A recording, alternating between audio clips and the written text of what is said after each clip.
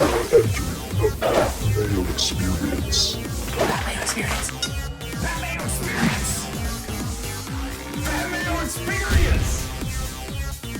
Experience. Welcome to the Pat Mayo Experience, presented by DraftKings, the year's third major U.S. Open bets, one and done. The quick picks, course preview, plus a recap of the Canadian Open. Something we always gloss over because it's U.S. Open week, but I think we need to talk about this one. But a reminder to all of you out there, we need to get the numbers up for the show and the numbers up for the Listeners League. The Listeners League right now on DraftKings, 60% full already on a Monday morning. If you don't get your spot now, you are going to miss out. So hit the link in the description, get your 3 spots, over $100,000 of guaranteed rake-free money. Easy stuff. Smash like and sub to the channel while you're here as well, and give me your winner down in the description. I don't care what the odds are. Who do you think is going to win this week at Los Angeles Country Club?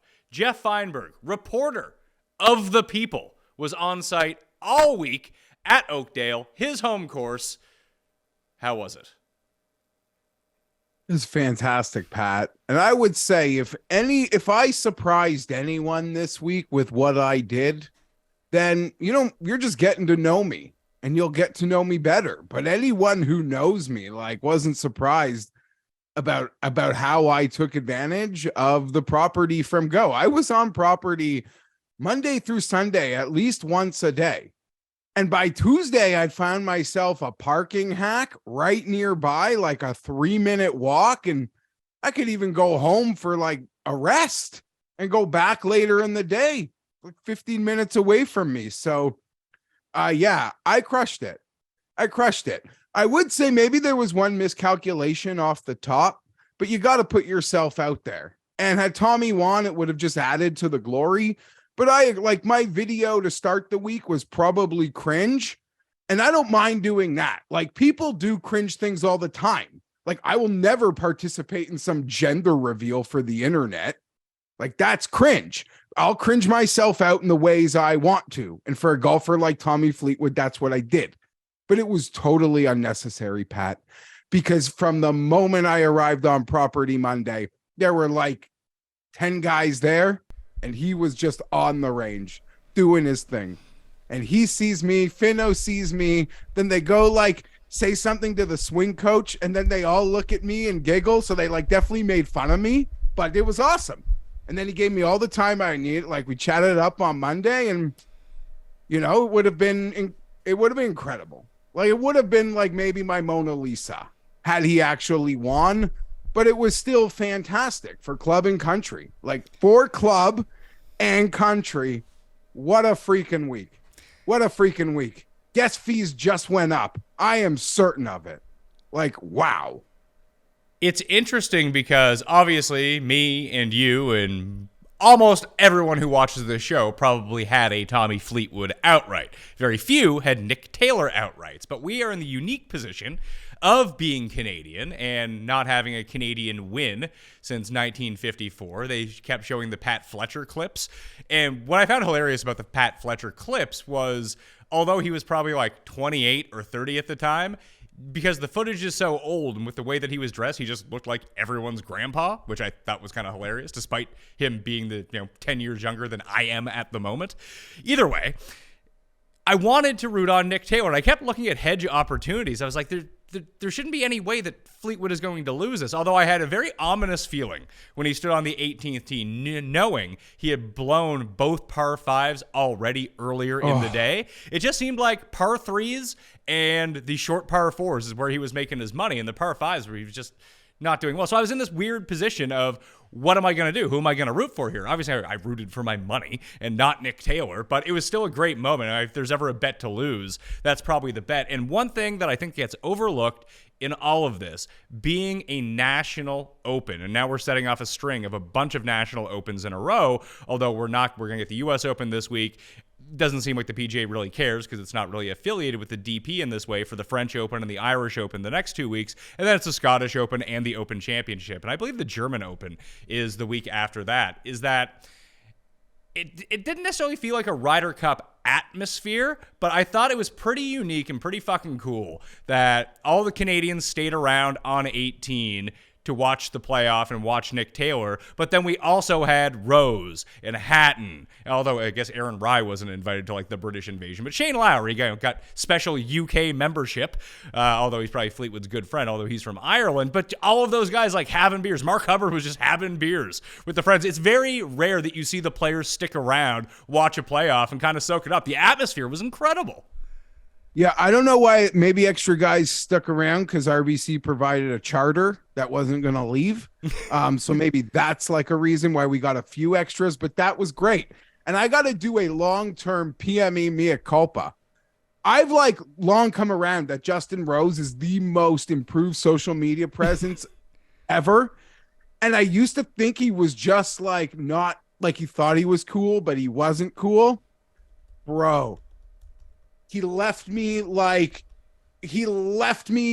frozen at the end, like, because I was in a great spot. I almost didn't even watch the last hole because I was in my great spot to be there to greet. And it would have been, I'd have gone into the clubhouse with Tom. I mean it. I'd have gone freaking. His dad invited me inside the ropes on Wednesday. We walked it and I'm like, listen, I'd rather be invited. He goes, I just invited you. Tommy practices way too seriously. There was like none of that during practice, but like we were there, like right beside, but I wasn't going inside with him like I could with Pendy and Cockrell, who invited me, and that was awesome. And Moronk, that was cool. He missed the cut. Some gag, some chips right away. I knew maybe we could be in trouble, but that's my own fault. But Rose, back to Rose. I said, thanks for coming, Justin. Like, great to see you. And he goes, like, thanks, mate, and gave me a wink that just left me frozen. Like, I don't know how he did it, but he left me frozen. He just such coolness. I don't know. So full retraction all time. I'd already come around on the retraction, but like now I'm retracting things I still thought were true from a bygone era. So yeah, Justin Rose, the man. I don't know where else we were here, but yeah, it was freaking awesome. All of it. I'd a hoot. I'd a total hoot. That's 2 years in a row, the Canadian Open, both located in the city of Toronto. Because when it was at Glen Abbey, that's in Oakville. You got to get on like a train to get out there.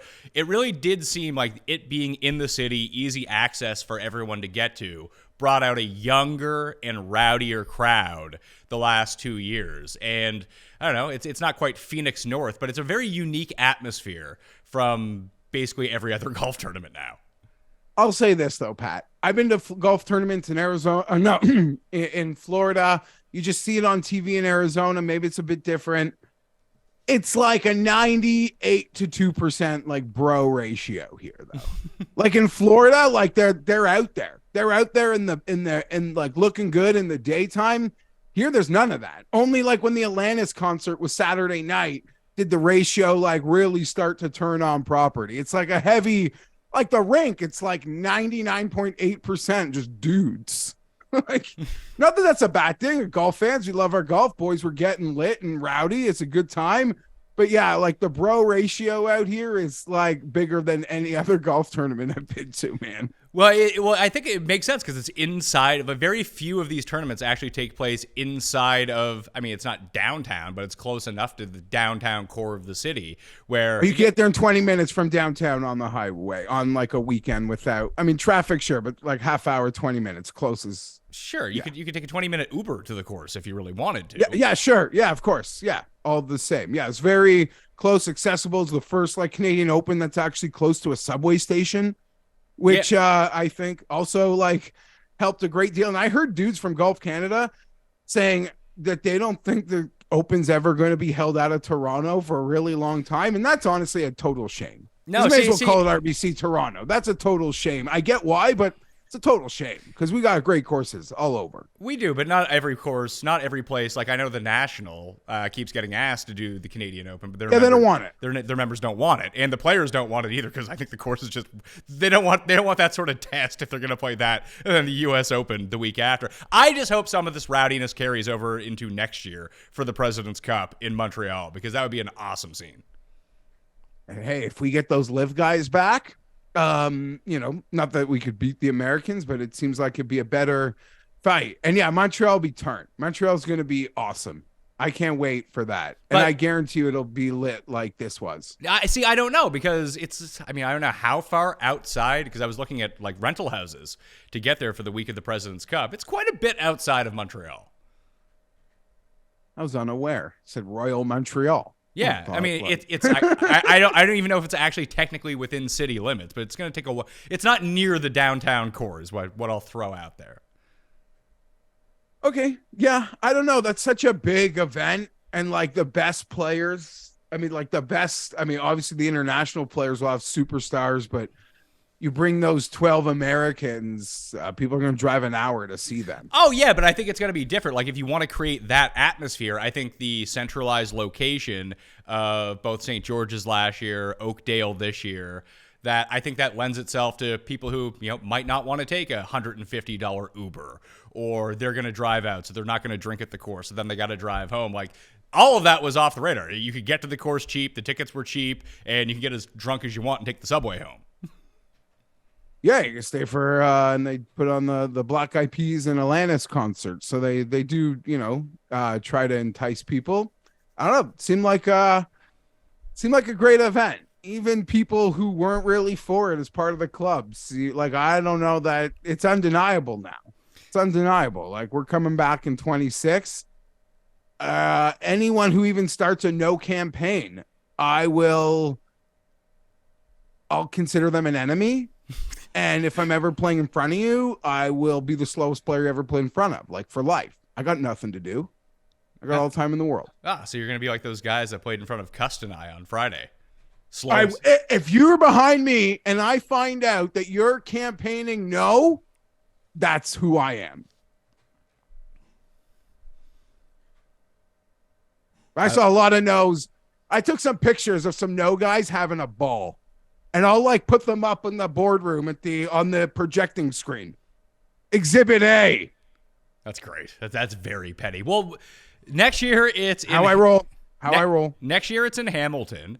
And then it doesn't seem like there is a site for 2 years from now. So I'm curious what happens to that. And then it's back here in 3 years.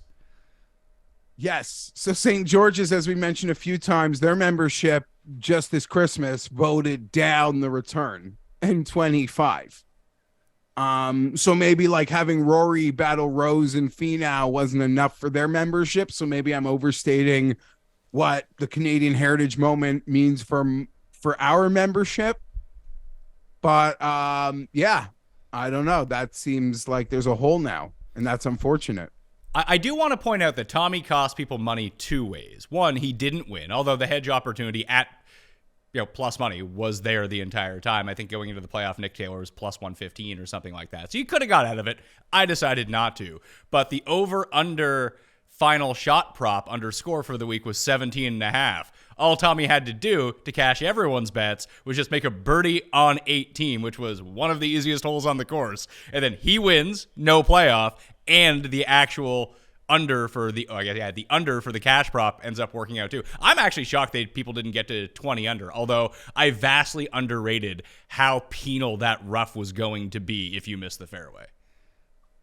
Even on property, I kind of underrated it. I'm like, okay, the rough stick guys will be there. Yeah, I guess. I mean, I have to own it in some respects. Like, the course played way harder than I thought.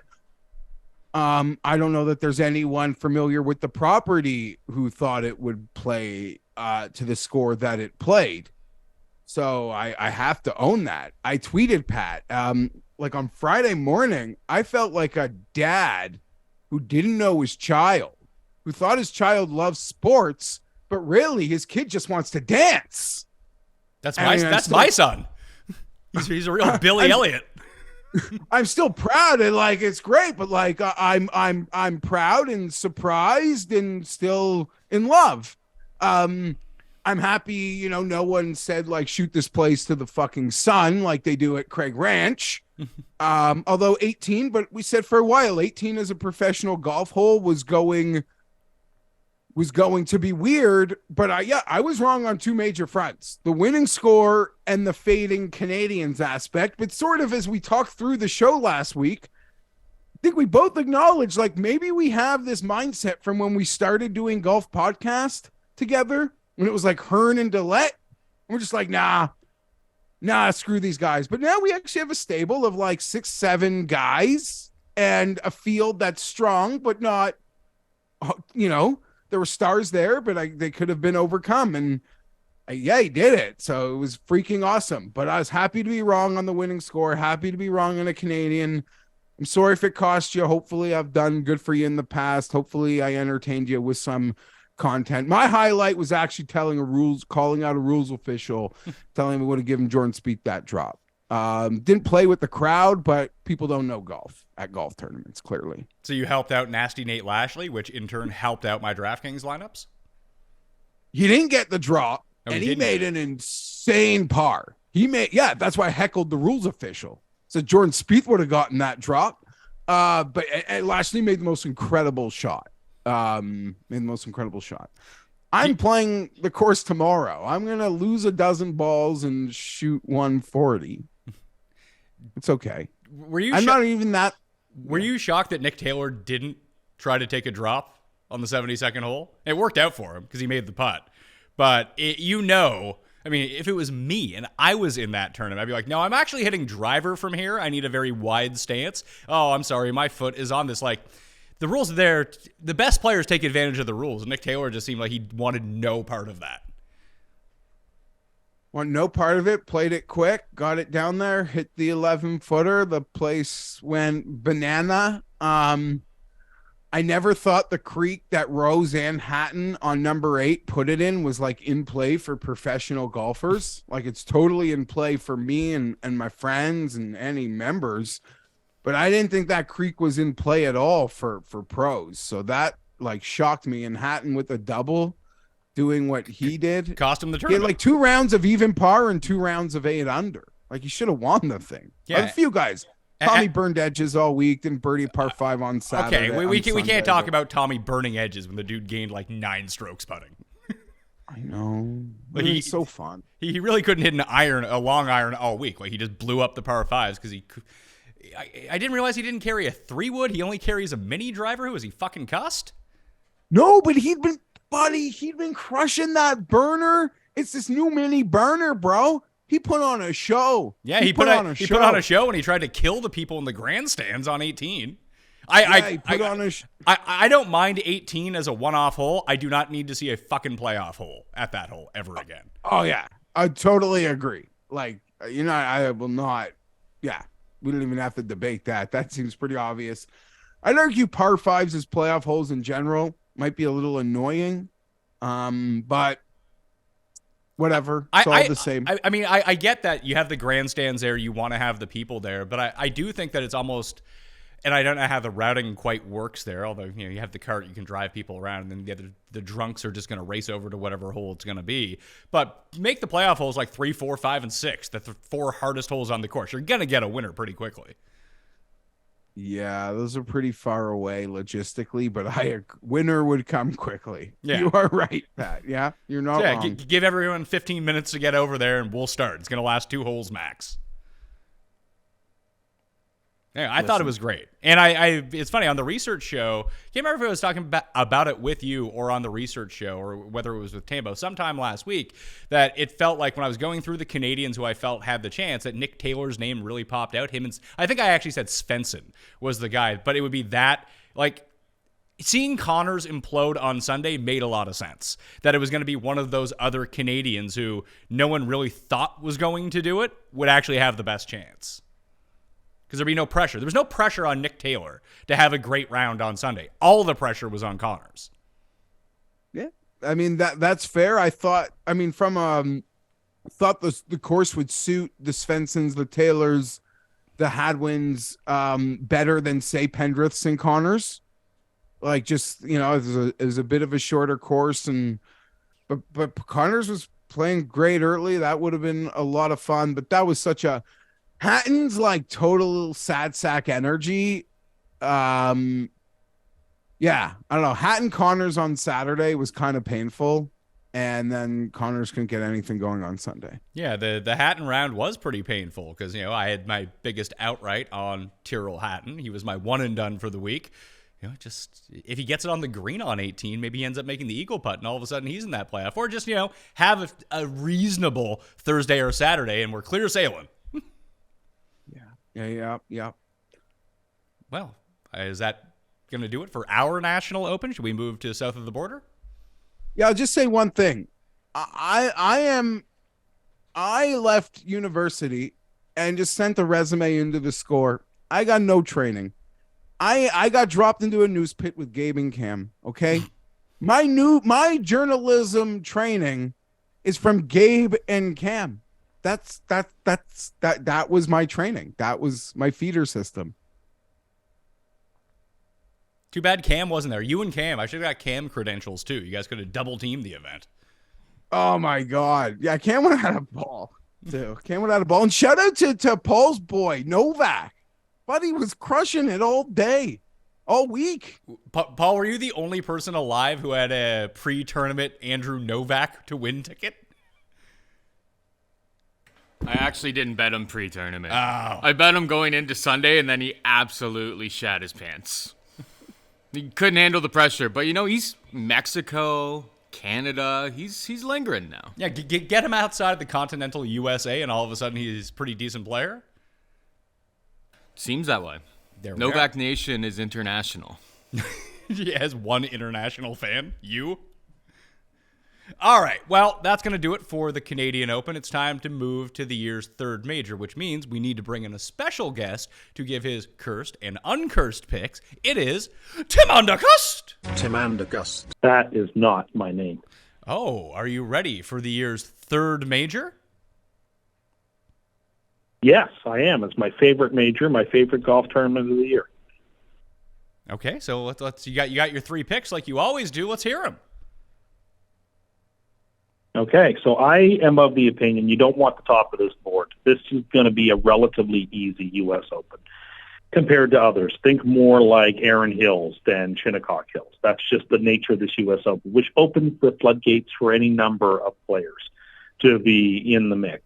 I think the winning score is going to be well below double digits under par. We're talking 14, 15 under. I think this is not going to be that hard of a track for the guys to attack, which means that, just avoid the top of the board. I don't think there's much value in it. If you were forcing me to take the top of the board, you take Brooks. He's the best player in the field, but I'm not taking him. I'm going to take, as my third pick, I'm going to take Joaquin Niemann. Oh, fuck off. I think his skill set. Screw you. Well for this. I fucking told you this yesterday. Are you trying to fuck with me or what? Fuck No, you. He's not my winner. My second pick is Screw Nito you. Pereira. I also. So you're also just think he's a I good fit for this. give you my two picks yesterday. You take my picks and just try to fuck with me. I have you on. I'm trying to be nice. Fuck you. You didn't tell me to tell these people. You didn't tell me you were taking. Those people? Do you not remember things when I tell them to you? I have literally, honest to heavens, no memory of this. Oh my god. But my pick to win is Wyndham Clark, What? and he's my one and done. Excuse The me? world loved him at the PGA Championship. He didn't play well. I told you this. I did tell you yesterday I was picking Wyndham Clark. I knew that. Wait, this is a bit. And yeah, there's a couple of other guys that. What? I don't know. That's what he's going to win. Are you going to bet any actual real dollars on Wyndham Clark to win the U.S. Open? He's on my DraftKings team. I mean, I don't know. Like, I like the Like, pick. you want me to come? You want me to come on here and tell? I don't understand. You want me to come on here and tell you who you want me to pick? Like, these are the three people I like the best this week. No, I just mean, like, dude, it's a major. Like, you're picking Wyndham Clark is your, like, gold stamp pick? Yes, because I think he's going to win. What does it matter? Like, I think it's a major that's wide open. I think you don't want to hit the top of the board. I think there's a ton of value between, like, 50 and 70 to 1, 50 and 80 to 1. And, like, you should just load up there. The winner's coming from that area. Okay, I also have a That's question. what I believe. 'Cause I've done not nearly as much course research as I would like to for a major. Normally, I would have spent, like, all weekend while watching golf, like, just reading, listening, everything. Caught Pat's show, and people should go watch him and Kenny and Ben, because I feel like I'm Triple H and Jericho after after The Rock and Hogan, trying to beat what I'm hearing the critics are saying about that show. Where are you getting this 15 under from? Like most people that I've heard, I mean, it's a great unknown with the course, but why are you saying 15 under where people, some of these like course junkies are saying like 7, 6, 5? Super, super wide fairways. That makes all the difference at the U.S. Open. If you can hit it in the fairway and have shots that can spin coming into the greens, you're in great shape. And these guys have such marvelous skill with their irons and can groove it in there, that if you're not coming in from the rough, I think you've got an excellent chance. So I think that's a great equalizer. Essentially, whoever putts the best this weekend, I think will win. And who will putt the best are the people who put it closest to the hole. And, I just think really, really hard courses, the cream rises to the top, and we see that. But at the course where I just, based on everything I can see, I don't think the play's going to play that hard. I mean, he's going to play hard. It's a U.S. Open. It's not going to play like Quad Cities, but I don't think this is going to be a particularly difficult U.S. Open for U.S. Opens in the past. And so I think that makes it a wide open field. And I certainly wouldn't be investing in any of the short odd guys because I just don't think there's any value there. So, Geoff, I kind of see where Cust is coming from with this and the wide fairways. The part where I would push back a little bit is, if guys can hit every single fairway, it's going to make the U.S. Open a lot easier. But I think that when you take a closer look at how these fairways are contoured, especially like a lot of what the tournament directors are saying at the moment, is that there's a lot of bend to these fairways. So just because you hit it in the fairway doesn't necessarily mean it's going to stay in the fairway. You're going to have to shape your shots into particular parts of the fairway in order to get it to stick. It's one of those weird courses. So although they're gigantic, I think they're 42 yards wide, they're not going to be, hey, I'm just going to spray it a little bit right and I'm going to be absolutely fine. That I think that there are fewer fairways going to be hit for fairways of this width, if that makes any sense. Yeah, that makes sense, but I gotta say, I've read some of the like superintendent or tournament directors' comments, and to me, that has me concerned about integrity of an event when it's Monday and he's like, yeah, your ball can bounce and you can hit a perfect shot and it can go anywhere. It can bounce anywhere.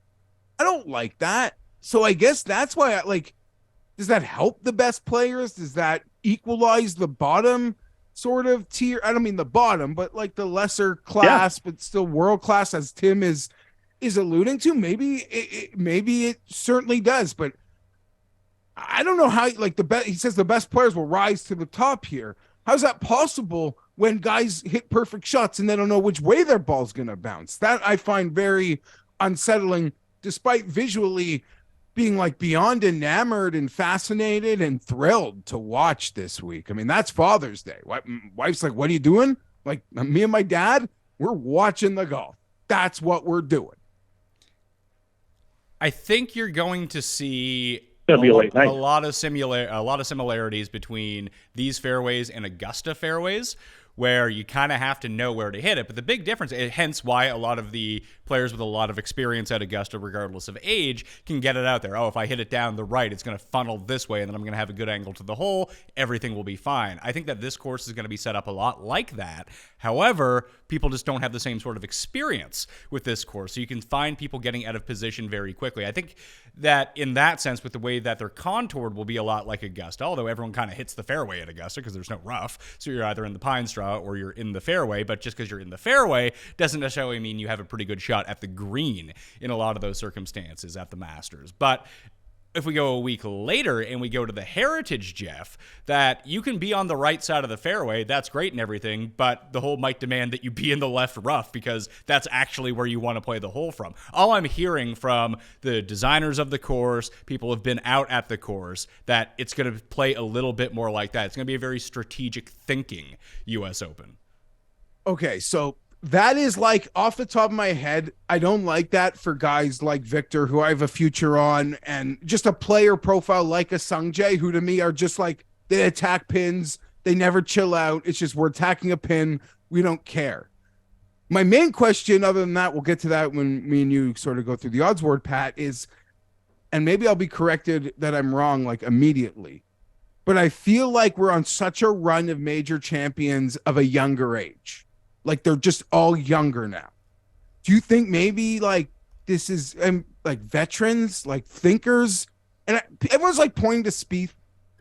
Spieth, I feel like he gets a little too much credit, or it almost doesn't give other PGA players enough credit, just because he has these long-winded conversations with his caddy that are really entertaining, that other guys aren't thinking their way through a golf course.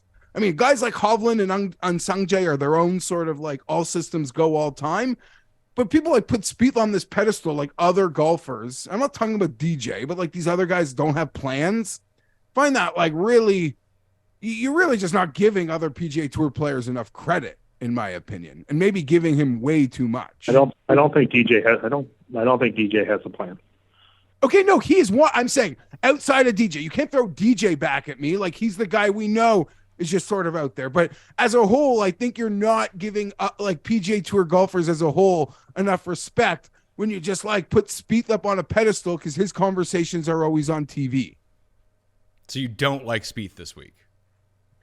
You need that amazing par save. I think Cam and Spieth could be live, but if spraying it can still put you in a bad spot, maybe they're not. But I'm not Spieth. With this like miraculous par save, I would lean Cam Smith if I'm going for like great pedigree, who I like magic bean pars.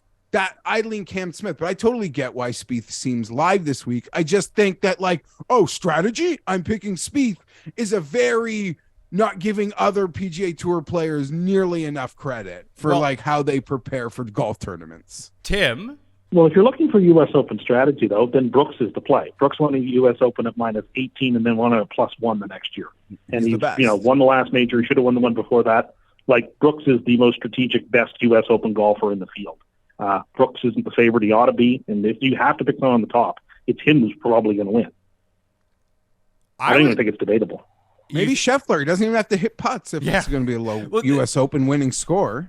That's true. If it ends up being, I mean, if it goes to like -15, like Tim is saying, then yeah, Scheffler's probably dead because he's going to miss every putt. But if the winning score is -5, that's the Scheffler score. Yeah, it is. Either way, when you said U.S. Open strategic, the name that we always used to come to with all of this was Bryson. Yeah. Absolutely. I mean, he executed a fantastic strategy at Winged Foot. That worked there. I mean, look, he played great at the last major. I mean, could Bryson play well here? I mean, they always say it's good to be a bomber. If Bryson can putt, I mean, that's really what it comes down to. He missed too many important putts at Oak Hill. If Bryson can putt, it wouldn't shock me in the least. And if Bryson wins, Bryson's on the Ryder Cup team. I have a Bryson. I made it during that last major at a 72-1 blue background website in Canada. And it's not even like they chopped my knees out so quick on it that like I'd have to reinvest at the 50s. But yeah, I can't even include it on my ticket because it needs like to be doubled up for me to even like care about it. But I don't know. That site shit. All right, Tim, any final thoughts on the U.S. Open before we let you out of here? I saw a very unusual prop bet, which makes me think I actually want to pick yes, is whether there will be an albatross. I think there's going to be. What? Plus 1,600? Seems like very short odds. Suspiciously short. I'm going to take it. Are you going to take it, though? Like, I'm recommending it as a play. I think it's going to win. Hole in one? Like, yeah, this is better than a hole in one. Are either of these par fives reachable in two? I mean, the odds are so short that makes me think yes. Okay. Interesting I stuff. suppose you could also ace it on a par 4. But I just think it's going to be a very unusual, which is fine. You know, not every U.S. Open has to be the same. I think it's going to be a more of a birdie fest U.S. Open. And guys are going to take advantage of generous fairways, and it's going to be a putting contest. And great, that'll be fun.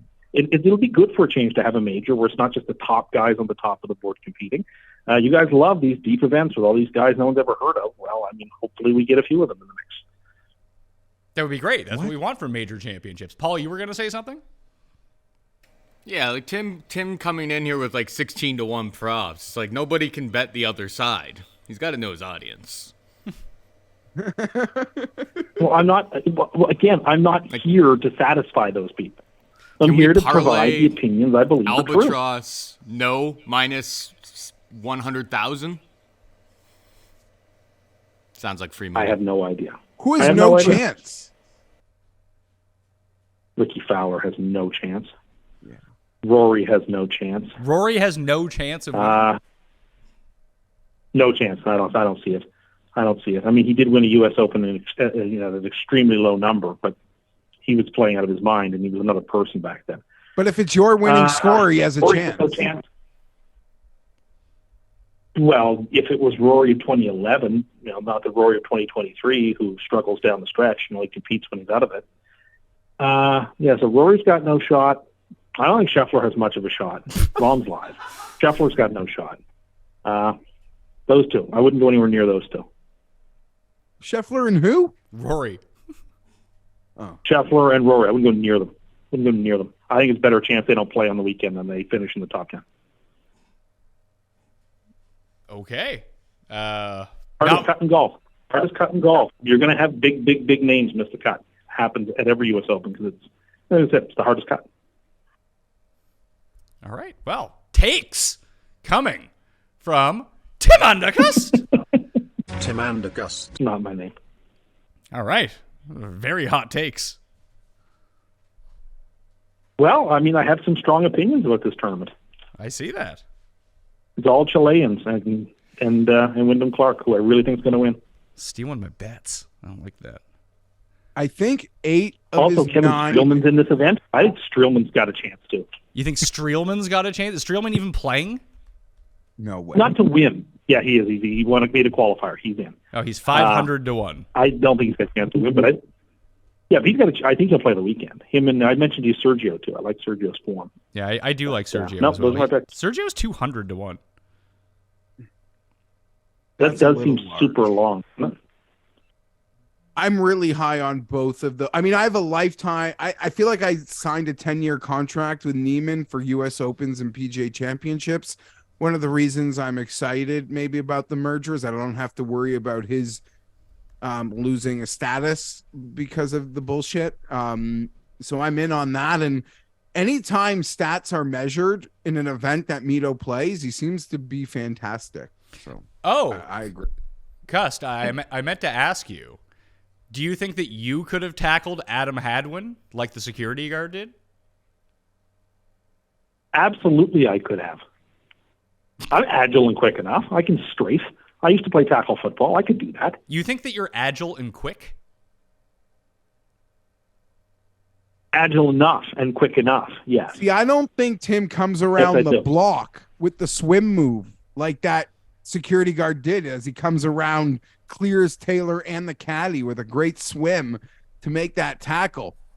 Tim doesn't have that form to be in that position. Jeff, did you see one of the tweets from one of the Live guys? It was fantastic. It was like, this just shows the second tier rate the PGA is. On Live, everybody knows who the golfers are. No one gets tackled running on the green. Yeah, everybody knows the golfers. Because the PGA has so many people no one's ever heard of that they get tackled. Well, I mean, that wasn't from a Live guy. That was from like a Live bot account, which might be a parody account. I'm not entirely sure. But the easy answer to that question is that there's no one at Live events. So the only players, the people that are there are the players. And of course they would know each other. They're all on the same team. Oh, please. Valderrama will be packed in a couple of weeks. They're in uniform. Yeah, exactly. Anyway, I thought that was funny. Yes, I could have tackled Adam Hadwin like that. I mean, I'm fast enough. I mean, I think your best chance was he didn't realize that he was going to be tackled, and you could just kind of hit him when he's not looking.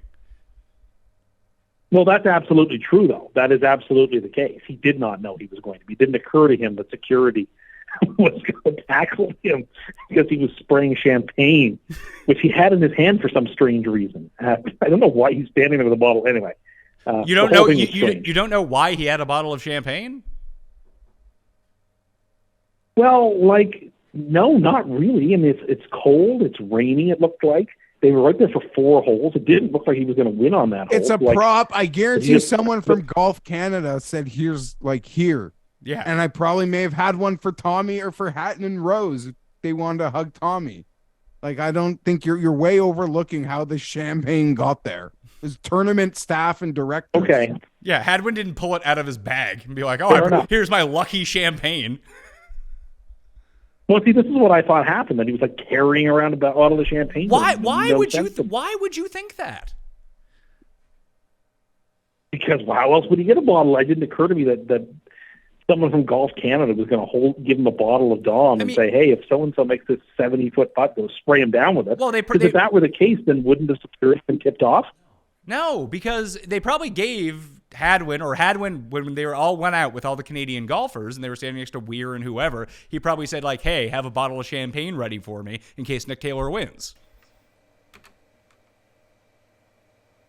Yeah, the rental. I guess. I mean, just What do you mean you guess? That's exactly what fucking happened. The rental security detail would not be privy to like every discussion of what is going to possibly happen. Oh, bro, Like, they're Jeff, those Paragon guys was aren't there all running the time. property. Those are rentals. All right. Talk to you later. All right. See ya.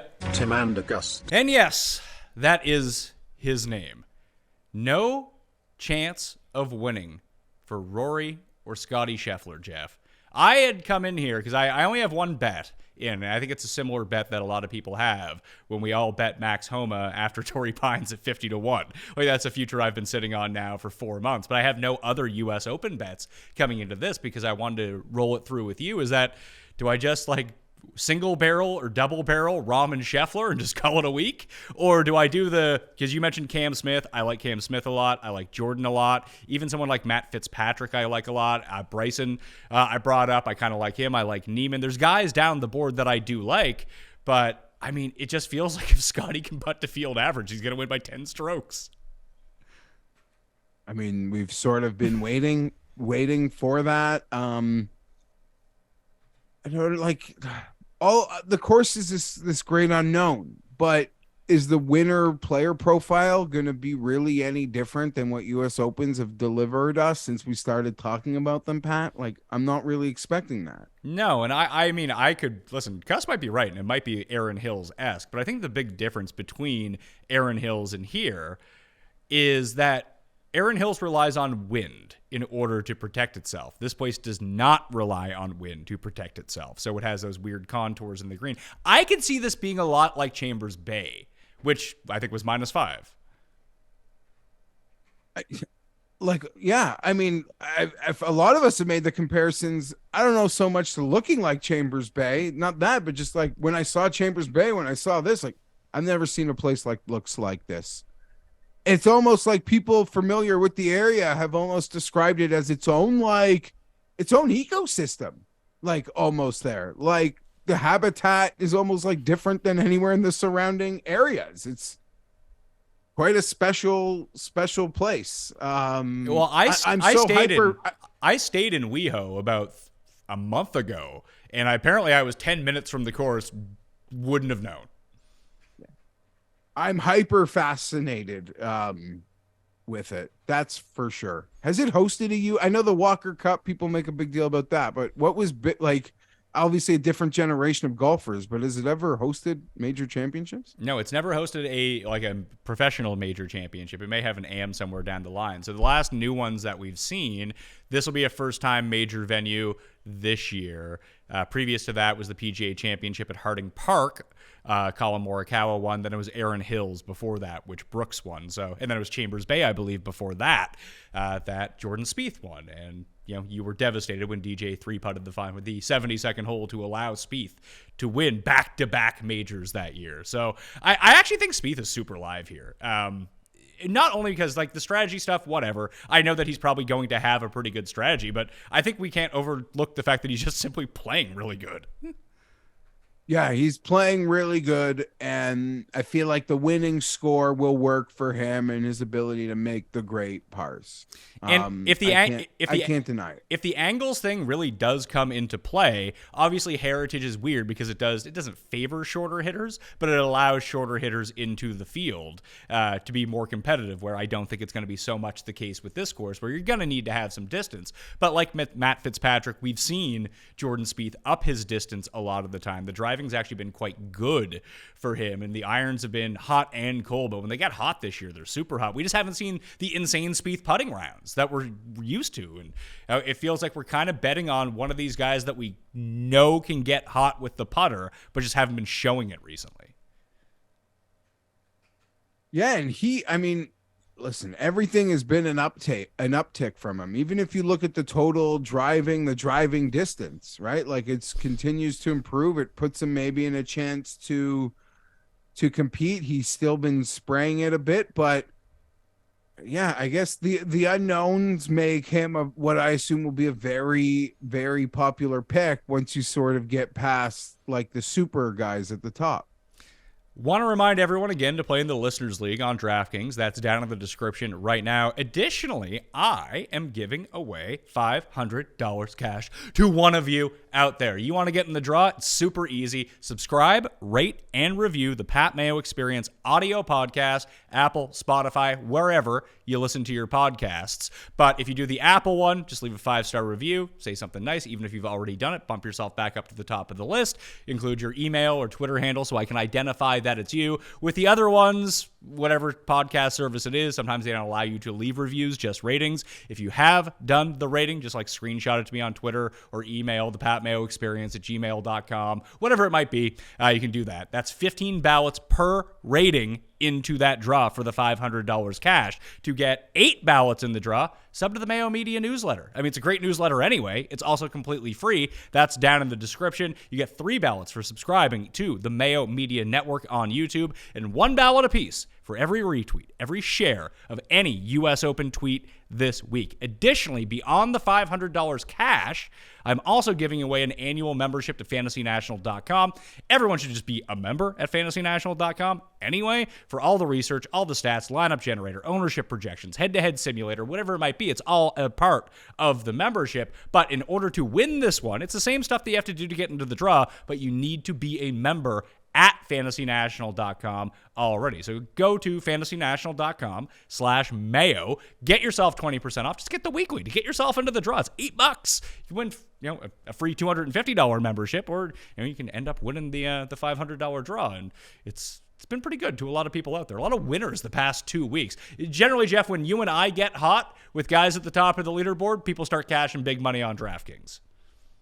I mean, I had my stance on Canadians, Pat, but Fleetwood, Hatton, Hubbard, like I didn't have a big card last week. Like I was on that shit, but can't complain. And I just hit 2 playoffs with Grillo and Hovland. Sort of knew I could have been screwed going into that thing yesterday when we didn't get 18.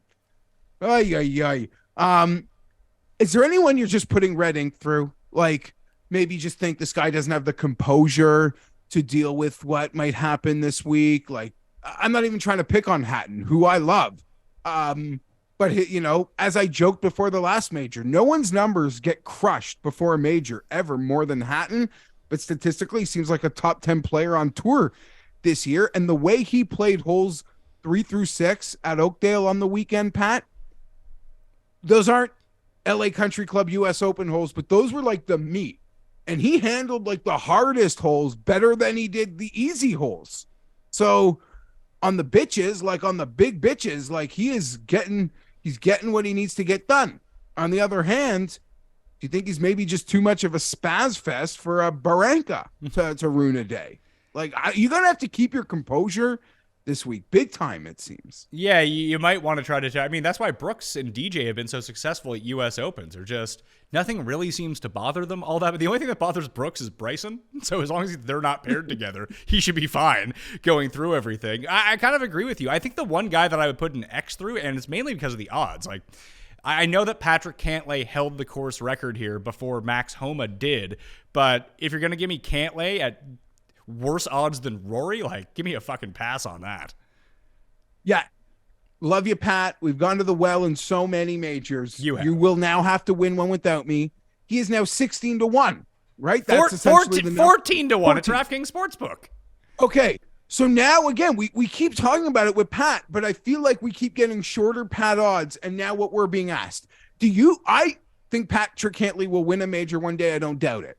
Do I have the stone cold 150% certainty he will win a major like the other guys we watched win majors under their first major under 20-1 in our time together. Jason Day, Dustin Johnson, John Rahm. Like, do you know what I mean? So now your number's just too short. It's your first major. Maybe you can get me to Xander if we see something like getting to the mid-20s this week, maybe. I see a 22. But I'm out on 22 on Xander. Maybe. Maybe I'll feel like an idiot to pick the other guy, and maybe I don't even know why I attached them other than they're friends and they let me down in majors like they let down many of us. But I can't do this Cantley number. I can't do it. I wouldn't even want to love to parlay it and win a bet, but I'm not even going to try to do that because it's just too low to start with. Good luck, Pat. Win it. Scheffler is 7-1. Rahm is 10-1. Brooks is 12-1. And Rory is now, let's see, Rory moved up to 11-1, then moved back to 14-1. I guess they weren't taking enough Rory money. And Patrick Cantlay is also there at 14-1 at the moment. So those are your 5 favorites. Cantlay doesn't seem like he's in that class of player. I mean, Rory doesn't fucking feel like he's in that class of player at the moment either. It feels like it's Scheffler, Rahm, and Brooks. Those are your 3. Going into this, it just felt like I think Rahm's top 10 rate at California courses, although I know this isn't POA, there's no Kikuya, it's bent grass greens, it's Bermuda rough, so it's a lot different than a lot of the other California courses. But I wouldn't say that, like, outside of the rough type, that Riviera and Torrey Pines actually have a ton in common, or even when you factor it out with Max Homa. Like, do you really think that Napa, Riviera, and Torrey Pines are all linked in some sort of weird way? I guess the green type, if you're putting well there, sure. But in terms of actual tee to green, it's not super similar in any sort of way. But whatever it is in California, Rahm has like an 80% top 10 clip or something ridiculous like that.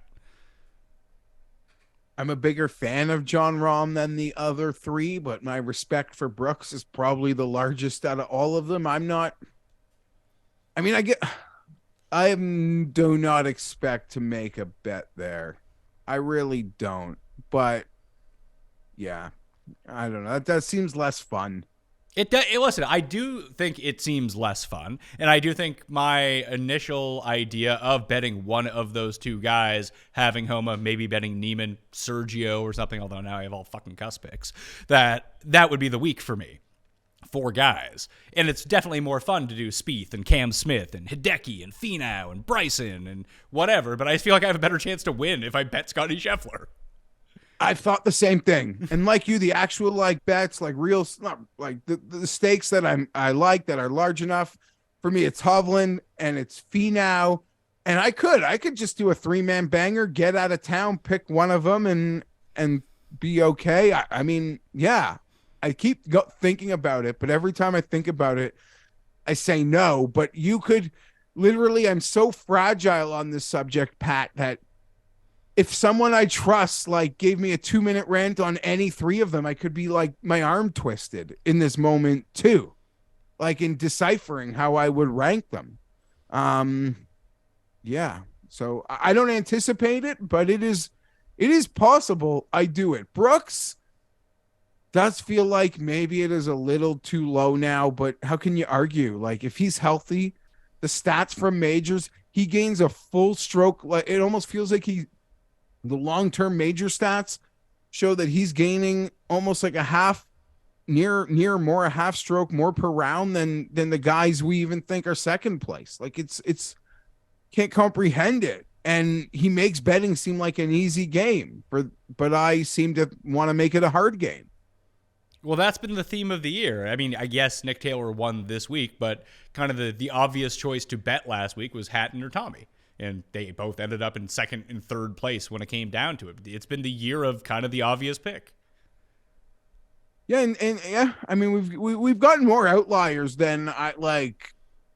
Before Kitayama won, if you'd have told me we'd be here and we'd have had this many like winners over 60-1, I would have been like, you're kind of lying. But we have kind of gone back. Like, we have kind of gone back to what we're used to, where guys can cash tickets.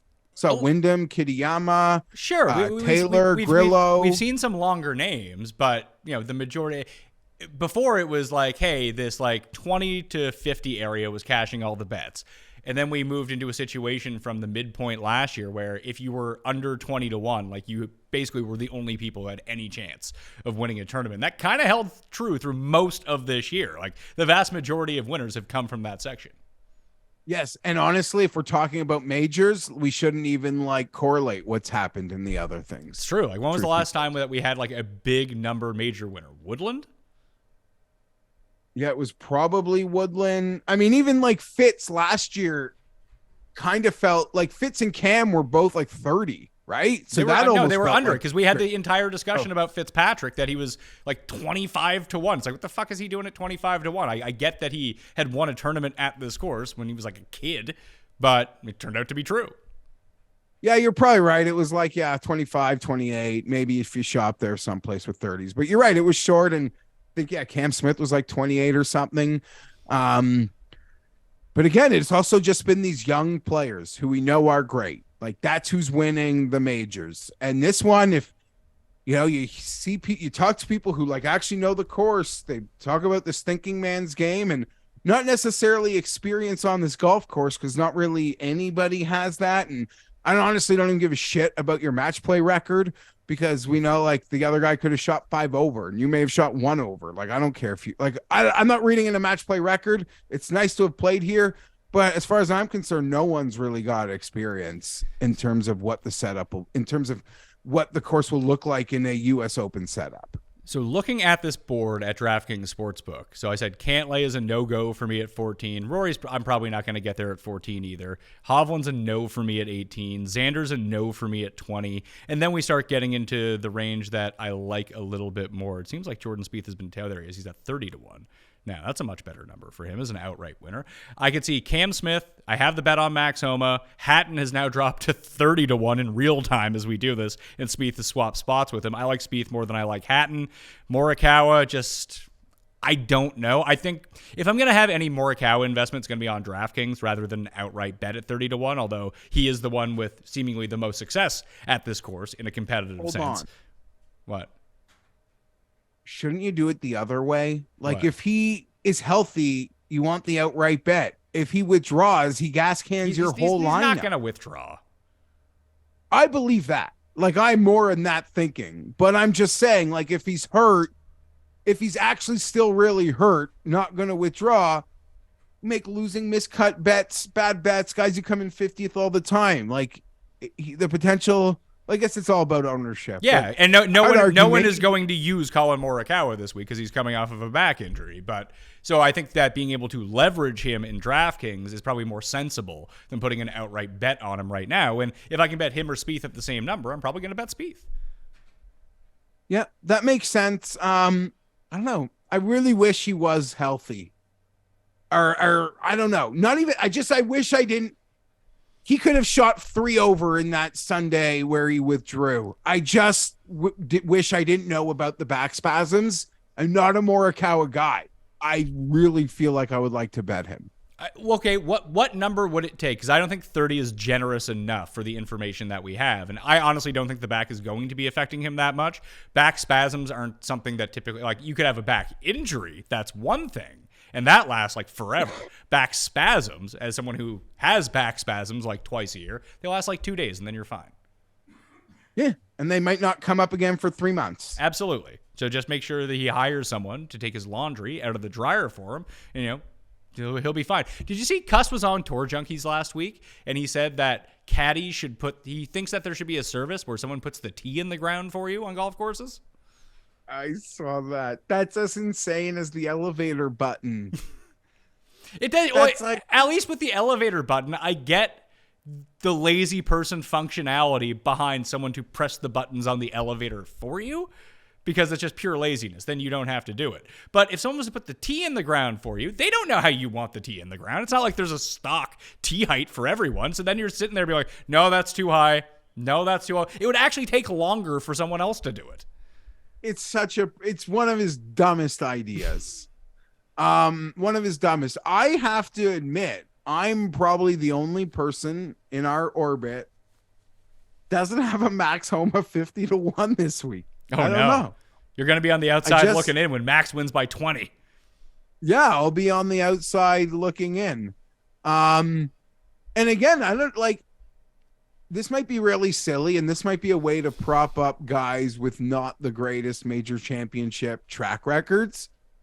But this course seems so different than all the other major championship courses that, I don't know, maybe like this can be fine for those guys who haven't had success on the traditional layouts that we've been going to for these US Open and PGA championships, if that makes any sense.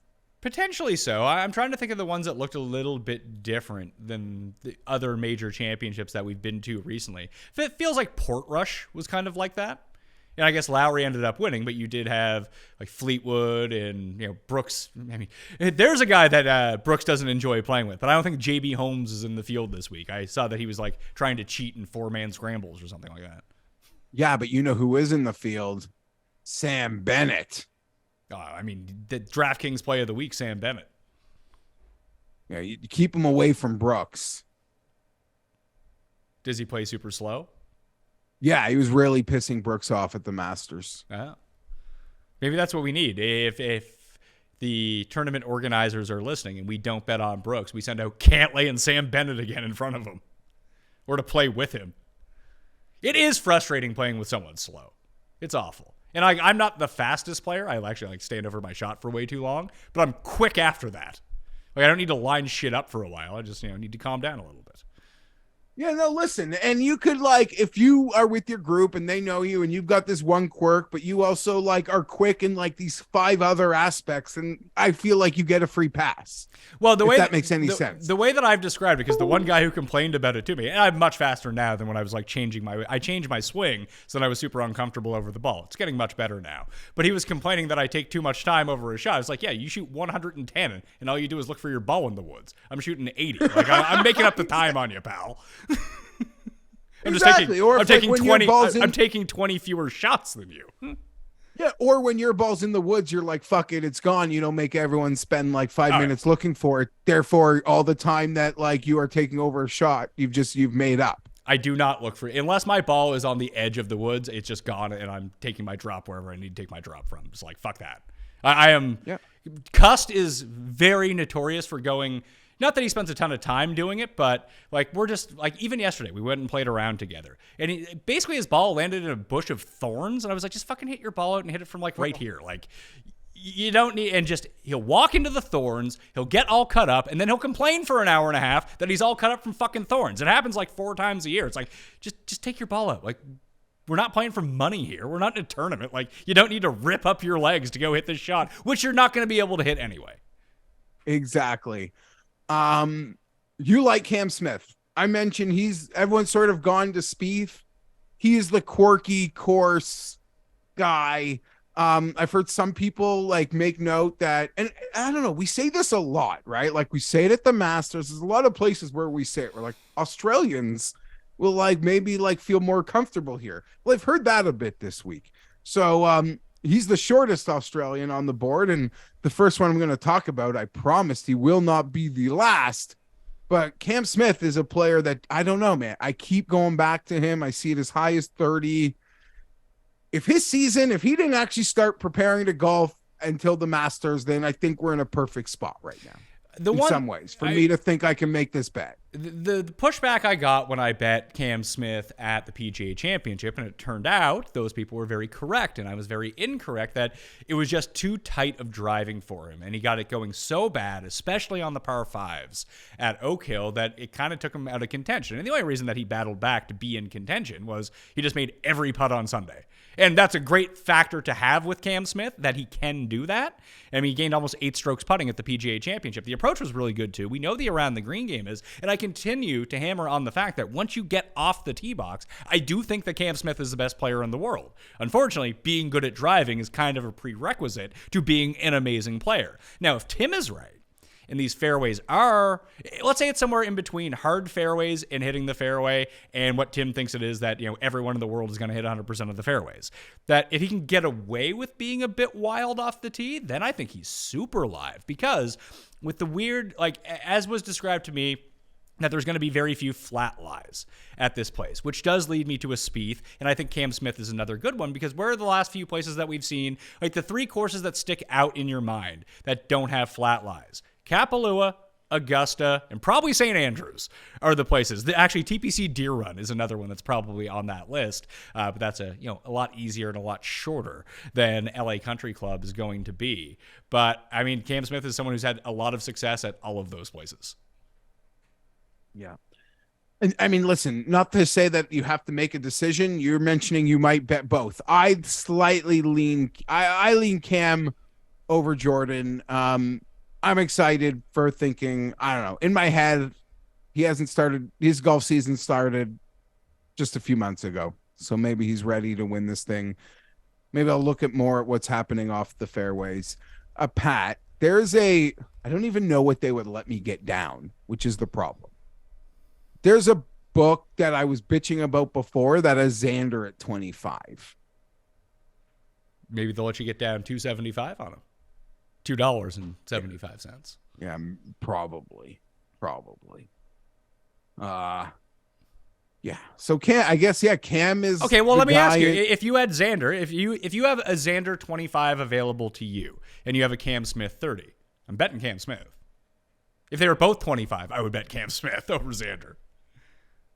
Yep, you're probably right. I don't like calling anyone flaky, so I'm not going to do it with Xander, but he does a lot of things that really bother me sometimes for a guy as amazing as I believe he is. The worst part about it is, like, in terms of that bet, at least Cam Smith kind of let you know where he's at very early on.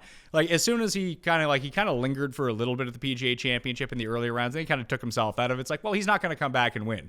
Xander is the king of the false hope because he might be 5 under through 6 holes or 5 over through 6 holes, but eventually he just kind of finds his level, and he'll either make 4 doubles in a row or he'll birdie 7 holes in a row. It doesn't really seem to matter what the course is. Like, I think that Xander's a better player, but if you have Finau at double the odds, not that I want to bet Finau, but I find that they're kind of similar.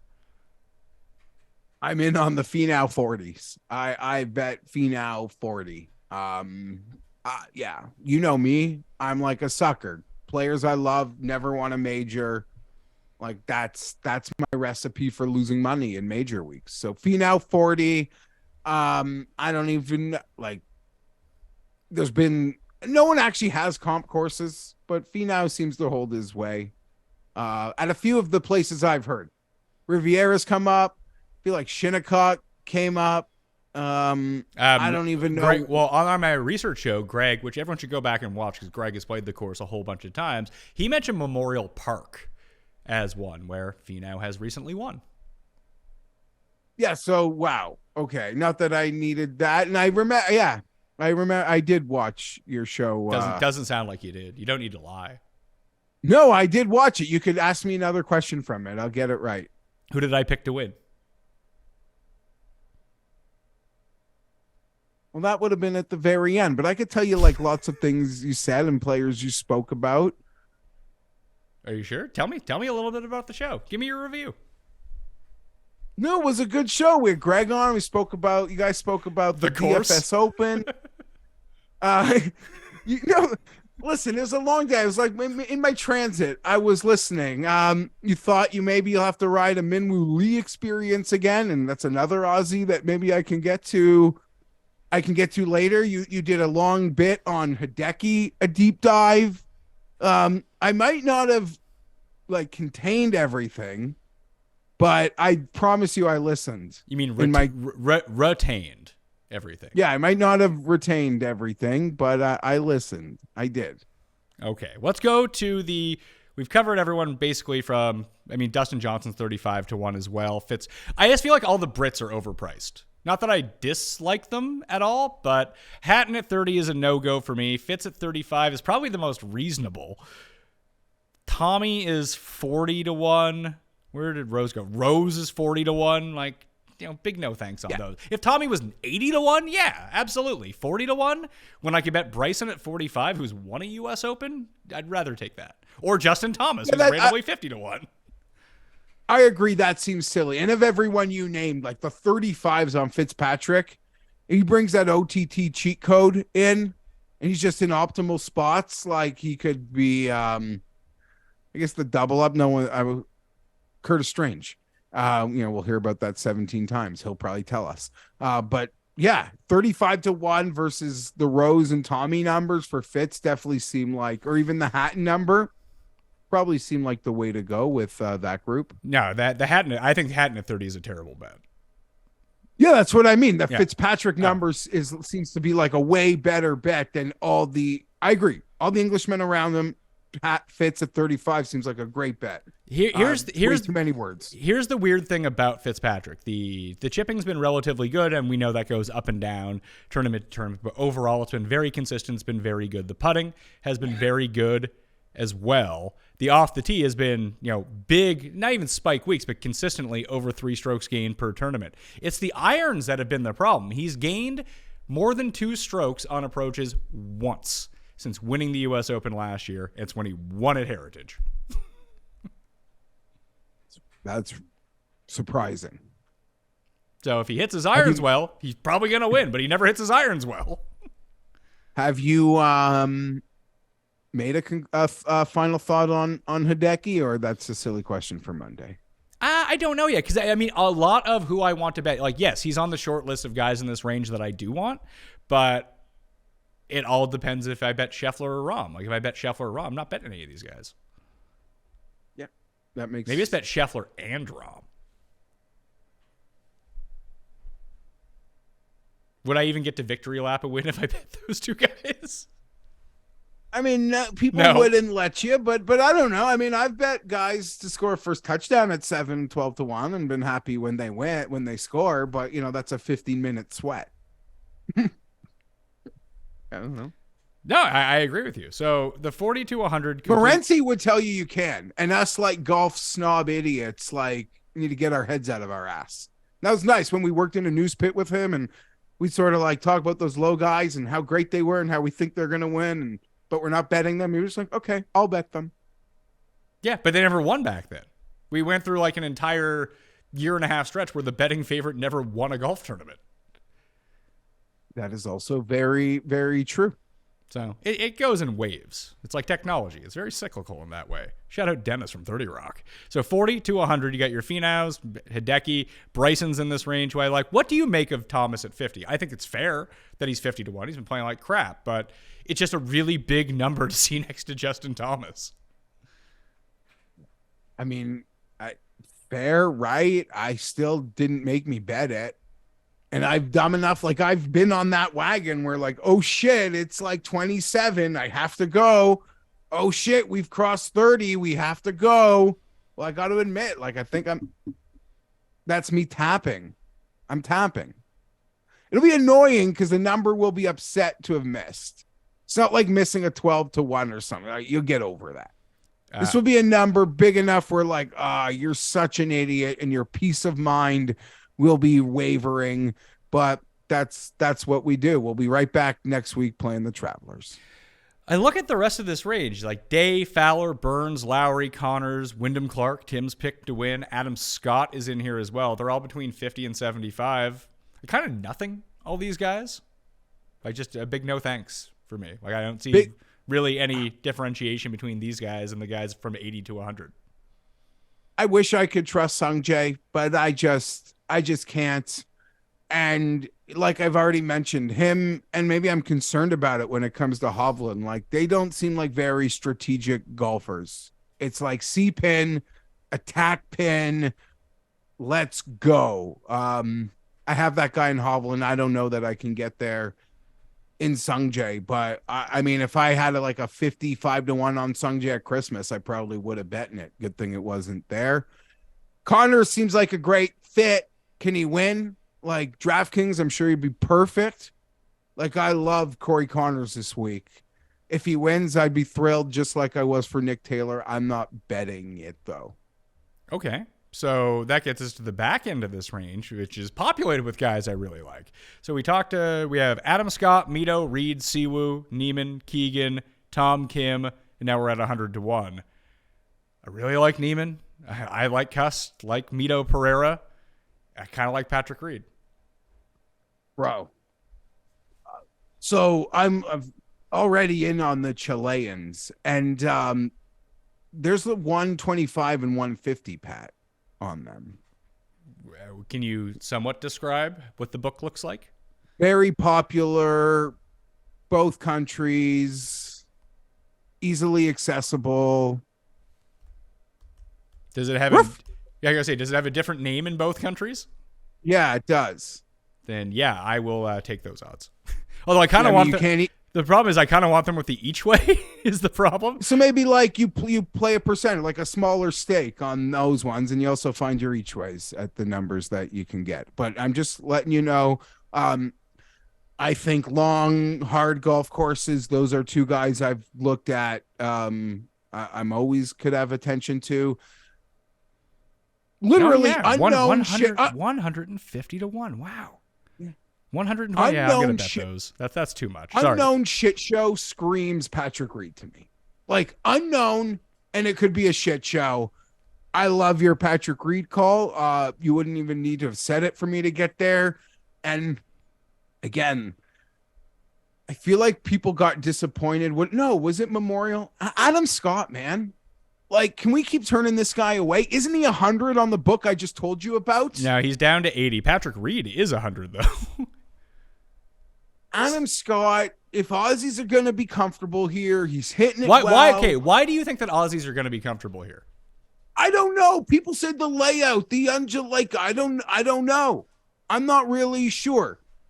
Like a weird spaceship, Royal Melbourne. I don't know. I honestly don't know, but I heard it more than once from people I trust. So like 2 people said it? Yeah, but I haven't done a ton of research either. So that's like a high percentage.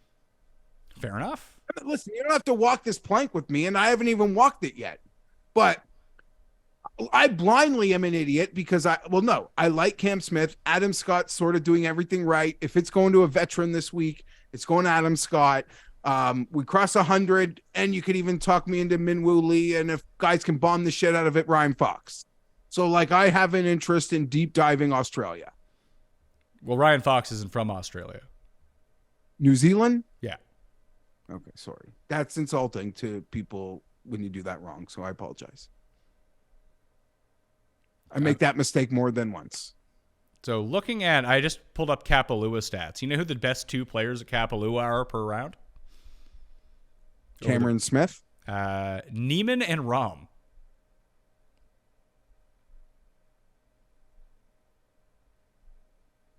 It just kind of feels to me like all signs point to Rahm. And lost in Scotty Scheffler's weird memorial was Rahm led the field in approach and lost over 5 strokes putting. And, well, listen, sometimes Rahm is not the best putter in the world. He tends to be a very good putter most of the time. Like, throughout the course of his career, he's averaging 1.2 strokes gained per tournament over 135 tournaments in his career. Over the last 10, gaining 2.2. Over the last 5 tournaments, gaining 1.3. This isn't Scheffler, where he's just randomly losing 9 strokes putting every single week. So it was an abnormally bad tournament for him on the greens. He still gained 11.4 strokes tee to green. He was still inside the top 10, led the field in approach. The driving was fine. Gained 0 around the green, so he broke about even. If you can just turn his putter back around, which he's always kind of shown himself to be able to do at California courses, albeit this is on bent grass and not POA, doesn't he feel like he's a distant second and maybe even third because Brooks is coming off a major championship win, which is crazy to think considering he won the Masters 2 months ago. I agree, but does his number get would there ever be a 14 on Rahm this week? Cares? I'm looking at a 12 right now. Yeah, I guess who gives a shit? 12, 14, it's the same, and you're emptying. Yeah, that ends up being the bet. You open the clip on that, and you're good to go. It's majors, and I'm weak, and I love betting the guys that I like the most, and. The big boys, but I can even do it because you just pointed out those Neiman and Mito numbers to me. Like I can actually do that now that I bet 125 and 150. When they were 60 and 80, then it becomes a bit more problematic when you're trying to allocate your money out. But these numbers make it certainly feasible. Yeah, sure. The cart you can add him behind your max, and you pick a guy, Spieth or Cam, and I don't think it's that crazy. I don't know. It's a major. I'll be overexposed. I see. I'm going to try not to be. Maybe Rahm. Do I want Cam? I mean, I do really like that Cam Smith, Jordan Spieth combo, but I'm kind of digging Bryson at 50.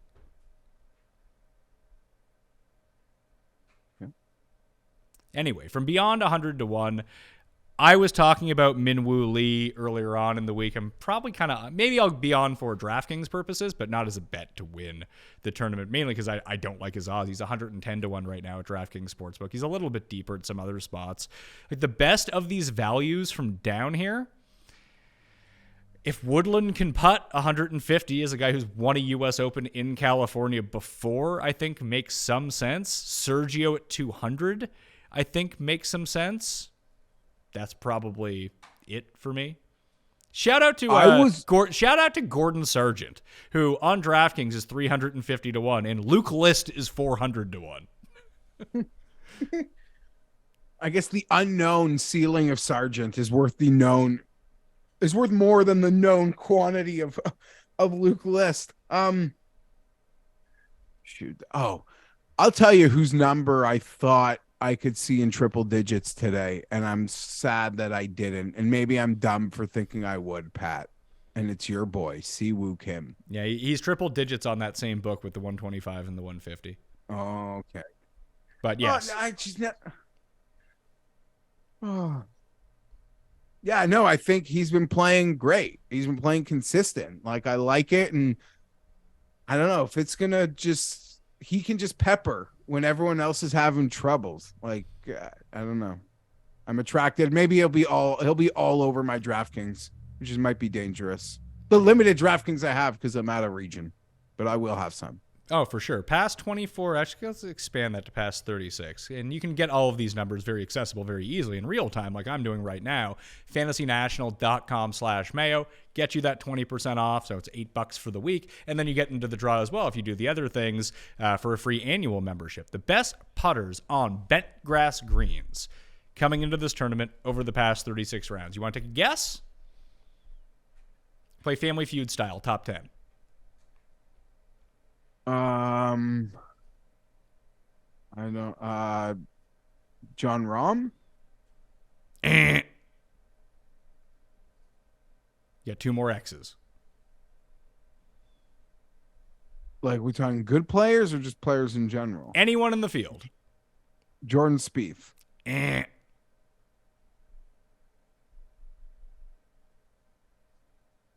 Patrick Cantlay. Number 1 answer, Patrick Cantlay. Fuck, of course. Yeah, I know. All the stats are going to... Like it happens every major, every stat will point to Patrick Cantlay.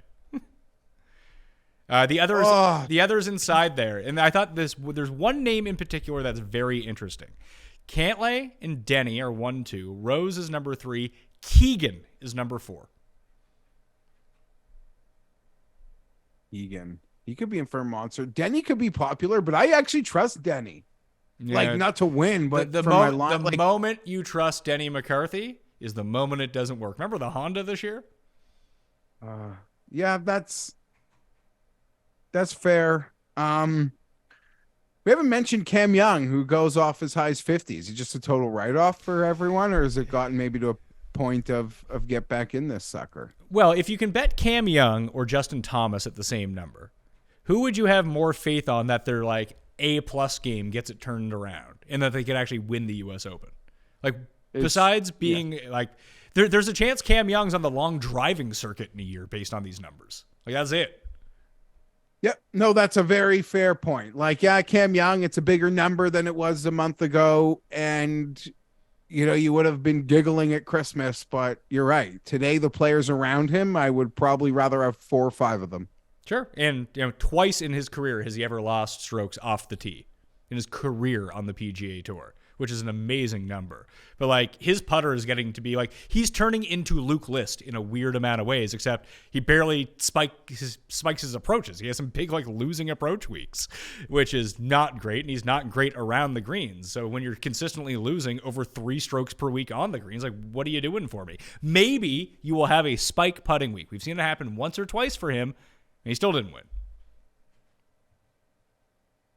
Like, he has the profile of someone I like to bet at 100 to 1. I think the Ricky Fowler number is ridiculous, but at the same time, I hope so badly he T20s this week. And Pat, the Live guys coming back? Did they just gas can Ricky's Ryder Cup spot? I guess. Yeah. Ricky needs to win now. Something.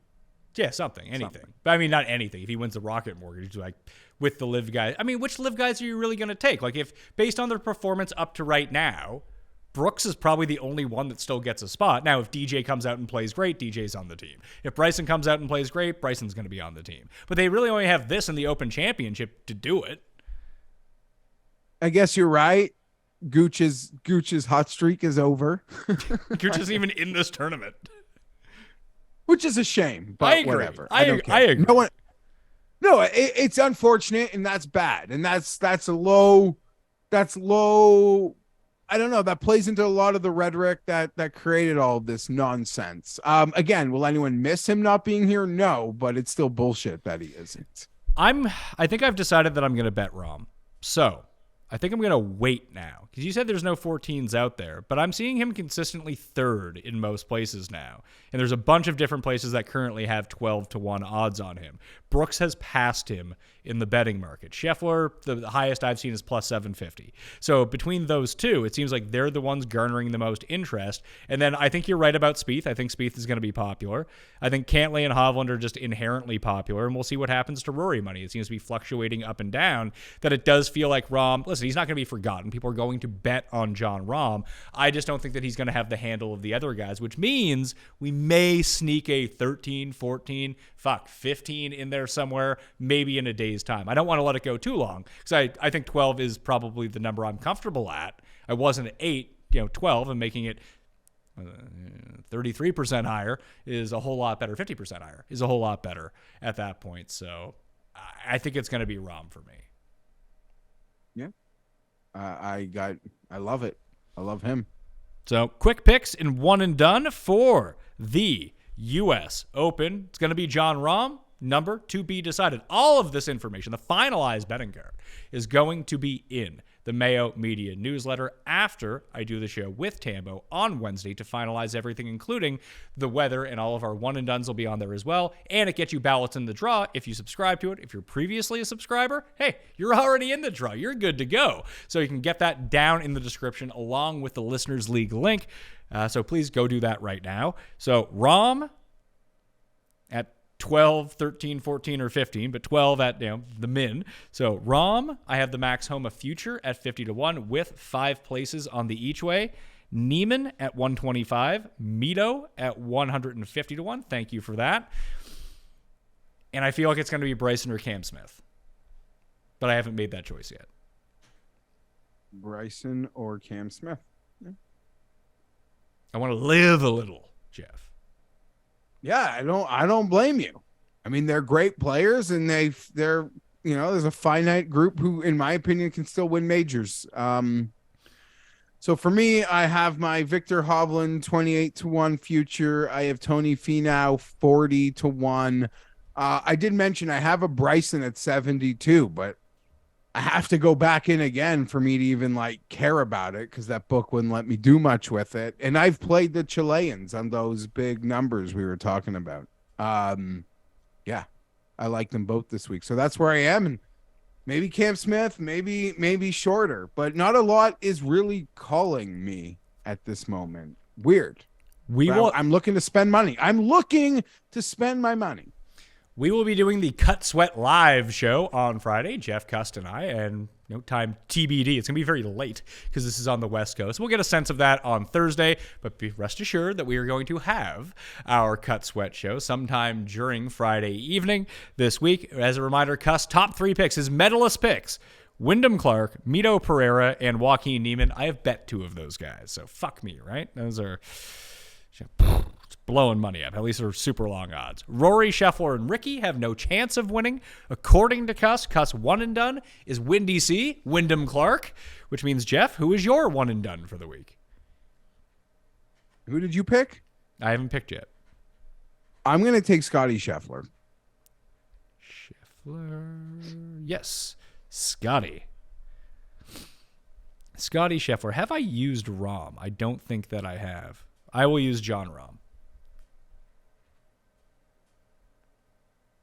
Just making sure here. What do you think the winning score is going to be?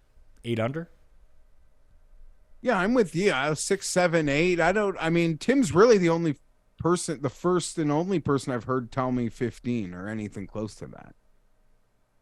I could see why he thinks that. It's just the more I dug into the research, and you got to think, like, I'll have this in the newsletter. I think it's actually in last week's newsletter as well. When Greg did out the like proximity buckets for a lot of these holes, like you're going to find a lot of like 125 and in shots, both on the par 5s and the short par 3. And anyone who has to hack it out of the rough is probably going to be in that bucket as well. But now you're trying to save par. And then the rest of the shots are like 200 to 225 and 225 to 300 on approaches. Like that's just, it's hard to score with those numbers. Yeah, very. So even at Chambers Bay, like Chambers Bay did play somewhat difficult, and they changed around the 4s and the 5s on alternating days, but the winning score was 5 under. Like the U.S. Open's just going to be, if it seems like it's going to get a bit out of control, they will crank these greens up that they're unplayable. Oh, but do you see like a Shinnecock possible here, where the guys that go off first Saturday end up going last Sunday? I mean, potentially, but a lot of that was weather related too. Yeah, and you mentioned, unlike Erin Hills, this place has its own natural defenses. Erin Hills' only defense is wind. This place has contouring and sloping and just sort of some natural elements that play as its own defense.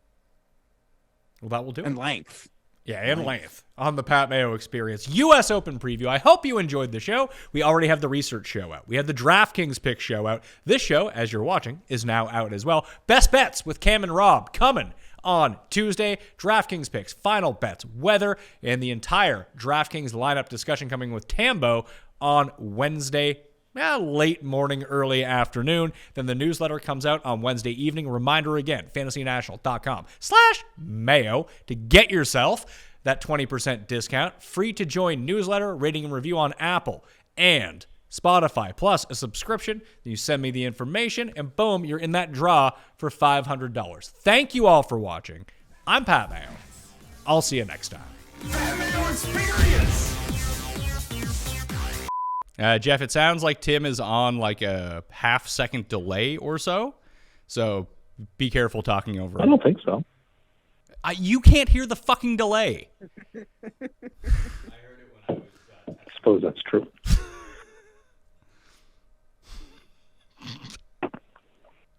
Experience.